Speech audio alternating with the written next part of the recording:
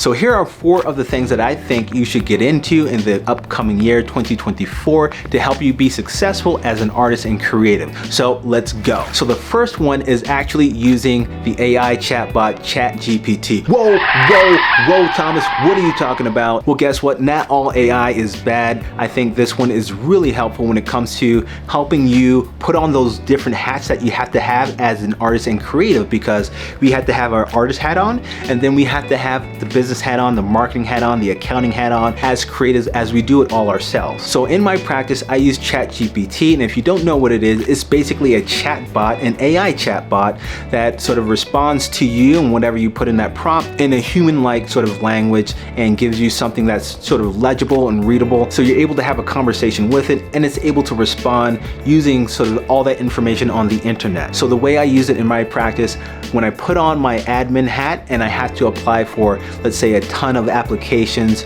or mural festivals or different opportunities, and I have to write artist statements and bios, I basically have my bio that I wrote, but I want to change it up a little bit. So I allow Chat GPT to give me different ideas on how to rewrite it, and also on different things like spelling and grammar. If I'm repeating myself too much, it allows me to sort of think of different ways of actually saying the same thing that I want to say, but in a different way. And I also use Chat GPT to help me when it comes to research purposes. So for example, let's say I'm going to do an art project, but I can't fund it myself, so I need a couple of art grants. So I can go onto Chat GPT and use it as a tool to help me look for different art grants. I can type in, give me a list of 10 different art grants in, let's say, California. So it's going to return a list of 10 different art grants that are possible in California. Granted, not all the information is going to be accurate. Some stuff will be accurate, but some stuff will be outdated because Chat GPT is pulling from sort of the outdated information from the previous year.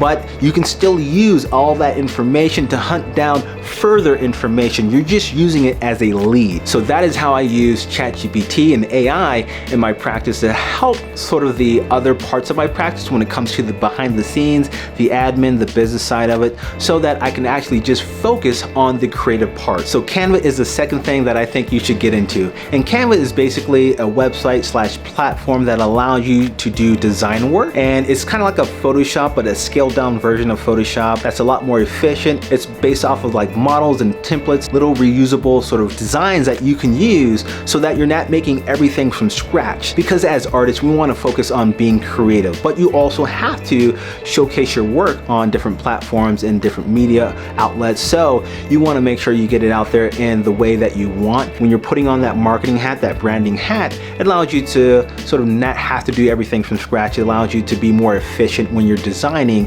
for, let's say, Instagram stories, or let's say the thumbnails that I do for YouTube. I use Canva to actually create all that stuff. Before, I was doing everything in Photoshop, and it took me hours just to create, a custom thumbnail. The really cool thing that I use Canva for, and I think separates me from a lot of other artists, is that when I'm doing proposals and applications and I have to do it from scratch, I have to send in a PDF, I design all of that on Canva. Before, I used to use, pages, Word documents that are really dry, just white background, black lettering, and now when I use Canva, I'm able to add in color, graphics, a ton of pictures, and I'm able to sort of customize a template where I can use that same template on multiple applications, multiple sort of proposals, so that everything that the committee sees, that whoever's making that decision, they're looking at it and they're saying, oh, this application is super colorful. It stands out from the rest of the other applications that are just using, let's say,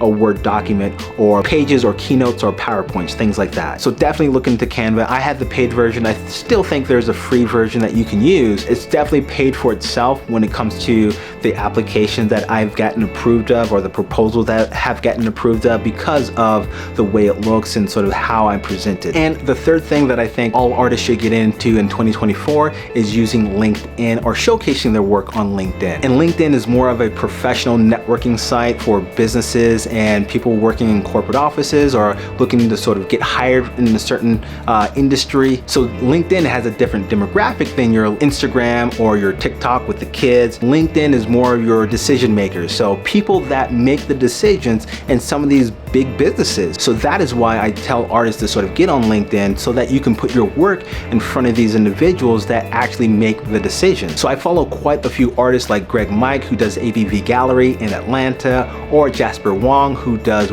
Worldwide Walls in Hawaii. Those individuals are great artists, but they're really great when it comes to business and networking. And this is where they spend a lot of their time showcasing a lot of the work that they're doing in the arts community. And that work is being seen by CEOs and marketing managers and people that make decisions. So you're gonna find more of these CEOs and decision makers on a LinkedIn versus a TikTok or an Instagram, even though you can get, your work across and discovered on these different places. But the TikTok and Instagram, you're always fighting the algorithm. And LinkedIn is just not as saturated as some of these other platforms, because you try to get your work on these other platforms and it's just so much noise, and you just hate it because you're finding the algorithm, you're finding the noise, you're finding the clickbait, and you just want to give up. Whereas LinkedIn seems to be a little bit more at that beginning stage, where it's kind of like, if you're doing great work and you're professional, you can actually be seen. And the fourth thing that I think artists should really get into is utilizing this website, Artist Communities Alliance. It's basically a great directory website for artist residencies and funding and resources. So if you don't know what art residencies are, it's basically when organizations provide you a space and a place and resources for a specified period of time to basically just work on your artwork or do research. And they come in all different shapes and sizes and different places around the world. So they are great. I actually did a residency in the south of France, and I did one in Argentina. So it allowed you to actually do your artwork in places that you've never been before. So getting you outside of your comfort zone. But when COVID happened, a lot of that stuff shut down because it was difficult to bring different artists everywhere. But now things have opened back up, and I think artists should really look into utilizing that website even more so. And this is a website that has one of the largest directories of creative residencies that artists can apply for, and it's really easy to do the research, and they have funding resources as well. So you're able to look at that when it comes to how do I fund some of these different residencies. Some residencies provide everything, some don't, but they also have funding resources that you can look at as well. And one thing about these residencies is that you're able to meet people in different places and spaces and use different resources and just learn. And it helps your resume as well, because it shows that you're being more dedicated to your practice and learning and growing as an artist. So hopefully this list helped out. Hopefully this is going to be the start of your successful 2024. Make sure you like, subscribe, hit that bell notification, and come back for more videos like this, and I'll see you later. Peace.